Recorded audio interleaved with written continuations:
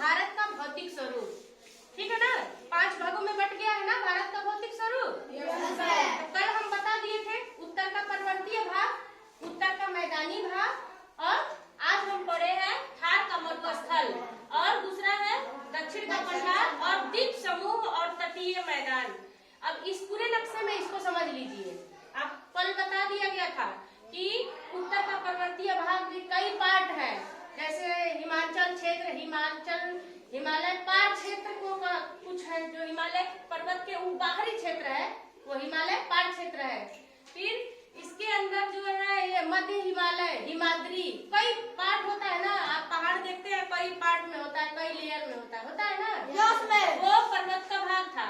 और 4-5 तरीके से पूरी पृथ्वी का हमारा बनावट है भाग, ठीक। तो जो हमारा मैदानी क्षेत्र जिसमें हम रहते हैं वो एकदम क्या होता है, समतल, और थोड़ा इससे जो ऊंचा होगा वो पठार होगा, और इससे जो ऊंचा होगा वो क्या होगा, पर्वत। यानी पठार पर्वत से थोड़ा नीचे और पहाड़ पर मैदान से थोड़ा ऊंचा होगा, ठीक। अब इस पूरे नक्शे में देख लीजिए, जो ऊपर का हिस्सा दिख रहा है यहाँ से लिए हुए और ये थोड़ा थोड़ा नीचे तक आ रहा है, यह सब उत्तर का पर्वतीय भाग है, ठीक।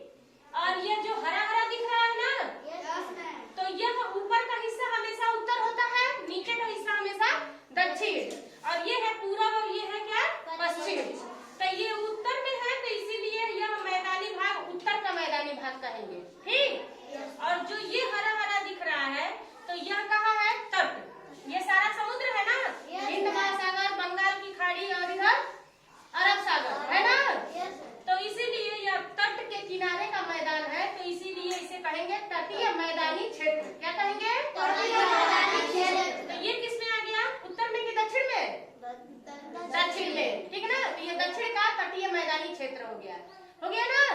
अब देखिए इसके बाद जो बीच वाला हिस्सा बच रहा है वो ये वाला हिस्सा है पठार। क्या है, पठार। और ये जितना ग्रीन वाला है ये है मैदान। क्या है, मैदान। उत्तर का मैदान, तटीय मैदानी भाग, समझ में आ गया।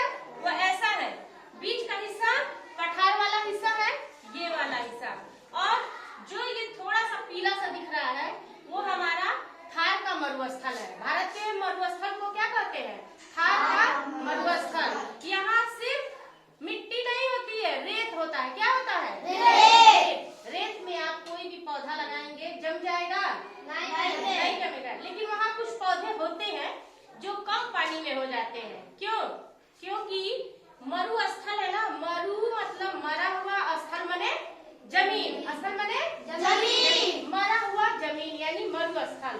तो इसमें क्या क्या होता है, कम पानी के कारण कीकर, कैक्टस, बबूल, खजूर ऐसा पेड़ होता है ना, जो कम पानी में हो जाता है, और वहाँ की पत्तियां कांटेदार हो जाती हैं। पत्ती सूख के क्या हो जाता है, कांटा बन जाता है।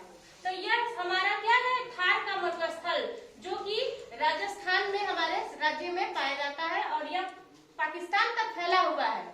लेकिन हमारे देश का जो मरुस्थल है उसे हम थार का मरुस्थल कहते हैं, ठीक है ना। अब थोड़ा सा ये बचा हुआ है जो द्वीप समूह, ये छोटे छोटे छोटे छोटे दिख रहे हैं, इधर अंडमान निकोबार द्वीप समूह और इधर पे इधर लक्षद्वीप, ठीक है ना। ये भी पानी में भी इधर एक छोटा सा है जिसे हम क्या कहते हैं, लक्षद्वीप। क्या कहते हैं, लक्षद्वीप। हाँ, तो ये मान लीजिए पूरा पानी है, और पानी के बीच में जब थोड़ा सा जमीन का टुकड़ा बचता है तो उसे हम क्या कहते हैं, द्वीप। क्या कहते हैं, द्वीप। तो एक नहीं ना है, कई सारा है, इसीलिए यह द्वीपों का समूह है। क्या कहते हैं, द्वीपों का समूह। हाँ, थोड़ा थोड़ा दूर पे है ना, यह द्वीपों के समूह को अंडमान निकोबार द्वीप समूह और इसे लक्षद्वीप समूह कहते हैं। बात समझ में आ गई।